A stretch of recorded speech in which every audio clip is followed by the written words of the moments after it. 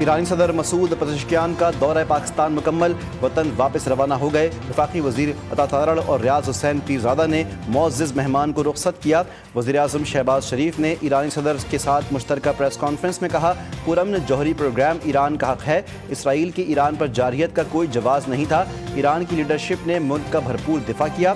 ایران ہمارا انتہائی برادر اور دوست ملک ہے، ایران کے ساتھ کھڑے رہنے کا عزم۔ بولے، غزہ میں معصوم بچوں اور خواتین کو شہید کیا جا رہا ہے، فلسطینیوں پر مظالم کے خلاف دنیا کو آواز اٹھانی چاہیے۔ غزہ میں فوری سیز فائر ہونا چاہیے۔ دونوں ملکوں کے درمیان کل 13 معاہدوں اور MOUs کی دستاویز کا تبادلہ۔ میری time safety and fire fighting کے شعبے میں تعاون بڑھانے پر بھی اتفاق۔ فری ٹریڈ ایگریمنٹ پر عمل درآمد کے لیے مشترکہ اسٹیٹمنٹ کی تیاری کے معاہدے پر بھی دستخط۔ پاکستان ہمارا دوسرا گھر، اسرائیل جارحیت کے خلاف پاکستان کی حمایت پر دل سے شکر گزار ہیں۔ ایرانی صدر مسعود پزشکیان نے کہا کہ اسرائیلی جارحیت خطے کے امن کو داؤ پر لگا رہی ہے، امن کے لیے مسلم ممالک کو متحد ہونا چاہیے۔ پاکستان سے اچھے تعلقات ایرانی خارجہ پالیسی کا اہم جزو ہیں۔ پاکستان اور ایران کے تعلقات مشترکہ ثقافت اور مذہب پر مبنی ہیں، سیاسی اقتصادی شعبوں میں تعاون کو فروغ دینا چاہتے ہیں۔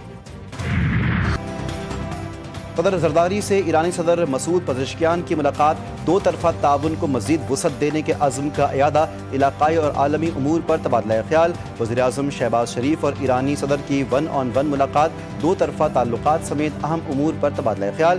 وفود سطح پر ملاقات میں فیلڈ مارشل عاصم منیر بھی موجود تھے۔ باہمی تعلقات کو مزید مستحکم کرنے پر گفتگو، علاقائی سلامتی اور مشرق وسطیٰ کی صورتحال پر بھی تبادلہ خیال۔ وزیر اعظم نے ایرانی قیادت، مسلح افواج اور عوام کے ساتھ مکمل یکجہتی اور حمایت کا اعادہ کیا۔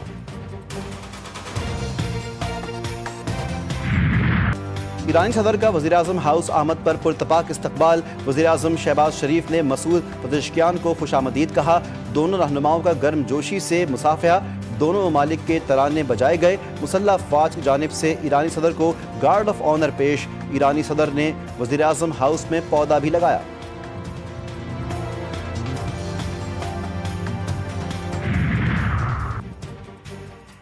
پاک ایران دو طرفہ تجارت کا حجم $10 ارب تک بڑھانے پر اتفاق، دونوں ملکوں کی تجارت کی راہ میں حائل رکاوٹوں کو دور کریں گے۔ نائب وزیر اعظم اسحاق ڈار پاک ایران بزنس فورم کی تقریب سے خطاب، کہا کہ ایران کے ساتھ تجارت اور سرمایہ کاری کے لیے کوشاں ہیں۔ ایرانی صدر بولے، پاکستان کے ساتھ اچھے تعلقات ایران کی خارجہ پالیسی کا اہم جزو ہے۔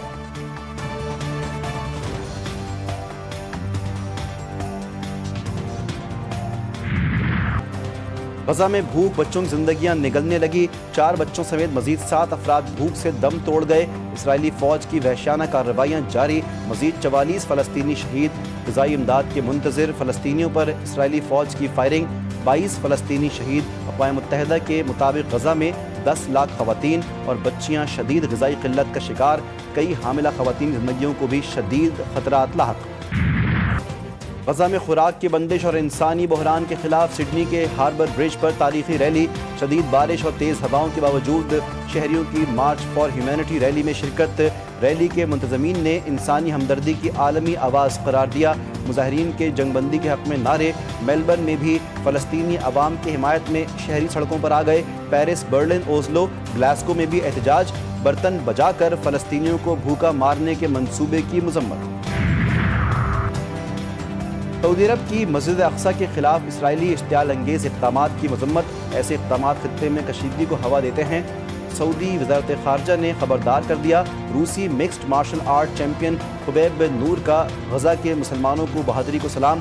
سوشل میڈیا پر بولے کہ غزہ کے بہادر مسلمانوں کی وجہ سے دنیا کو معلوم ہوا کہ کون کیا ہے اور ہمارا دین کتنا خوبصورت ہے۔ پاکستان کی جانب سے فلسطین کے لیے 100 ٹن امدادی کھیپ روانہ، امدادی سامان خصوصی پرواز کے ذریعے عمان اور اردن پہنچے گا۔ سامان میں غذائی اشیاء اور ادویات شامل۔ نائب وزیر اعظم اسحاق ڈار اور چیئرمین NDMA نے امدادی سامان روانہ کیا۔ اسحاق ڈار نے کہا کہ مظلوم فلسطینیوں کے لیے اشیاء ضروریہ کی فراہمی بغیر رکاوٹ کے چاہتے ہیں۔ ہمارے لوگوں نے کنویکشن ایسے کہ ڈسکوالیفیکیشن ایسے کہ اس کے ساتھ اپنی باری پلے کر دی، اپنا قیمت چکا دیا۔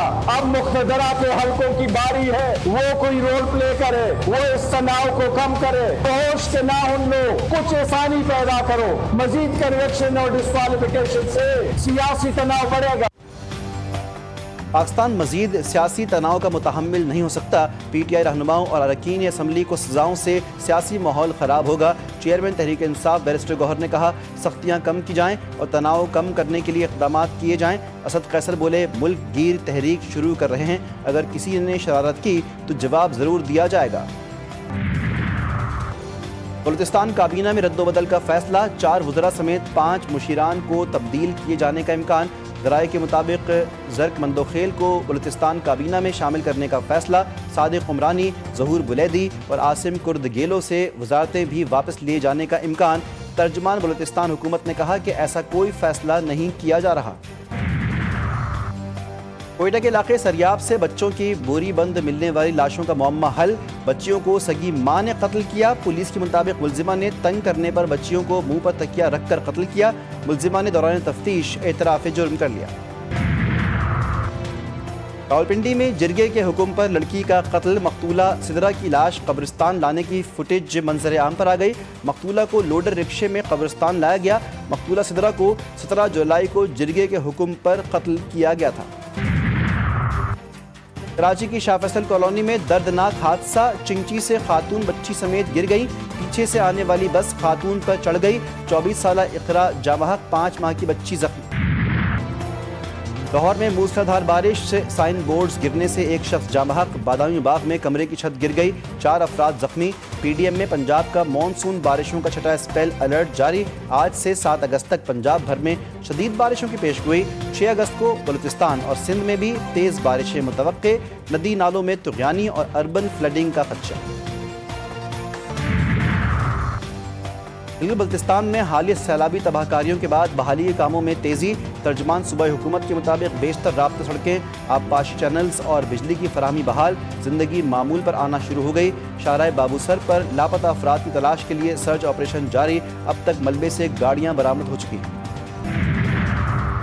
سندھ کا دارالخلافہ داراللفافہ بن چکا ہے، ہر شخص یہاں بس لفافہ مانگ رہا ہے، سب کہتے ہیں کہ مائی کراچی، جب پیسہ خرچ کرنے کی بات ہو تو بولتے ہیں وائے کراچی۔ گورنر سندھ کامران ٹسوری نے کہا، کراچی کے لیے وفاق سے 40 ارب روپے حاصل کر لیے، جب ایم کیو ایم والے صاحب سے بھائی بنیں گے تو کراچی کے حالات ٹھیک ہوں گے۔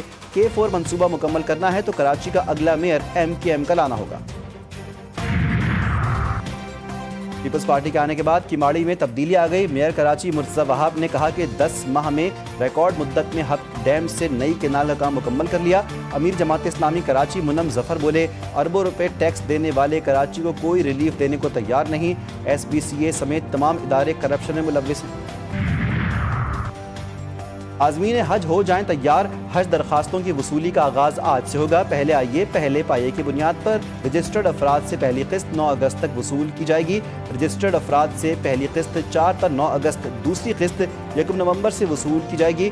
کم درخواستوں کے خدشے پر غیر رجسٹرڈ عازمین کو بھی موقع دینے کا فیصلہ، دوبارہ حج کرنے اور عمر کی بالائی حد کی پابندی بھی ختم کر دی گئی۔ ٹرافی کس کے حصے میں آئے گی، فیصلہ آج ہوگا۔ پاکستان اور ویسٹ انڈیز کے درمیان سیریز کا تیسرا اور آخری میچ آج ہوگا۔ دوسرے T20 میچ میں ویسٹ انڈیز نے پاکستان کو 2 وکٹوں سے شکست دے کر سیریز برابر کر دی۔ کھیلوں کی تاریخ میں پاکستان کے لیے بڑا اعزاز، پاکستان کو ورلڈ ماسٹرز اور Asian masters weightlifting championship کی میزبانی مل گئی۔ Pakistan men's and women's event کی میزبانی کرے گا۔ ورلڈ ماسٹرز ایونٹ کو گرینڈ پرکس کا نام دیا گیا ہے۔ ویٹ لفٹنگ کا عالمی میلہ اگلے سال فروری میں ہوگا۔ اور کراچی قدیمی علاقے کی سی فوڈ اسٹریٹ کی تزئین و آرائش مکمل، سی فوڈ اسٹریٹ صفائی کے بعد جگمگانے لگی، شہری فیملیز کے ہمراہ مزیدار کھانا کھانے پہنچ گئے۔